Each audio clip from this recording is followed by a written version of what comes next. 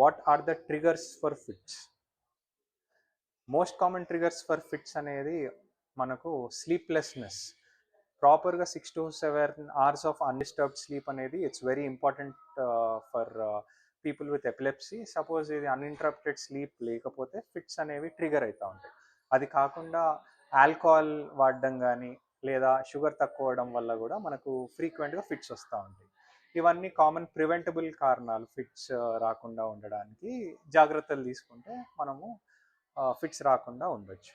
ఇంకోటి very common cause ఏంటంటే epilepsy ఉన్నవాళ్ళు కరెక్ట్గా ట్యాబ్లెట్ టైంకి వేసుకోకపోవడం వల్ల కానీ లేదా ట్యాబ్లెట్స్ మిస్ అవ్వడం వల్ల కానీ రికరెంట్గా ఫిట్స్ వచ్చే అవకాశం ఉందండి.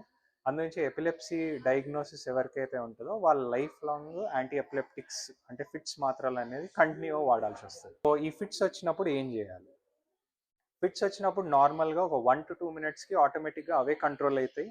మనకు ఎవరికైతే ఫిట్స్ వస్తుందో వాళ్ళని ఇమీడియట్గా మనము ఒక సేఫ్ ఏరియాలో తీసుకెళ్ళి కింద పండుకోబెట్టి లెఫ్ట్ లాటరల్ పొజిషన్లో మనం పండుకోబెట్టి వాళ్ళకి ఎటువంటి దెబ్బ తాకకుండా జాగ్రత్తలు తీసుకోవాలి.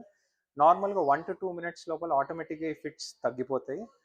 కొన్ని కండిషన్స్లో ఏంటంటే ఈ ఫిట్స్ అనేవి ప్రొలాంగ్డ్ అయ్యే అవకాశం ఉంది. అంటే 5 నిమిషాల కంటే ఎక్కువ కూడా వచ్చే అవకాశం ఉంది. అటువంటి కండిషన్లో మనం ఇమ్మీడియట్గా నియర్ బై హాస్పిటల్కి తీసుకెళ్ళి మనము యాంటీ ఎపిలెప్టిక్స్ అనే ఇంజెక్షన్స్ ఇవ్వాల్సి వస్తుందండి. సో 5 minutes కంటే ఎక్కువ కంటిన్యూ అయితే మనకు ఇర్రివర్సబుల్ న్యూరానల్ డ్యామేజ్ అయ్యే ప్రమాదం ఉంది కాబట్టి మనం ఇమ్మీడియట్గా హాస్పిటల్ తీసుకెళ్ళి ఇంజెక్షన్స్ కానీ ట్యాబ్లెట్స్ కానీ తీసుకోవాలి. సో కరెక్ట్ టైంకి మనము ఇంజెక్షన్స్ ట్యాబ్లెట్స్ తీసుకుంటే పర్మనెంట్ డ్యామేజ్ నుంచి మనము సేఫ్గా ప్రొటెక్టెడ్ ఉండొచ్చండి.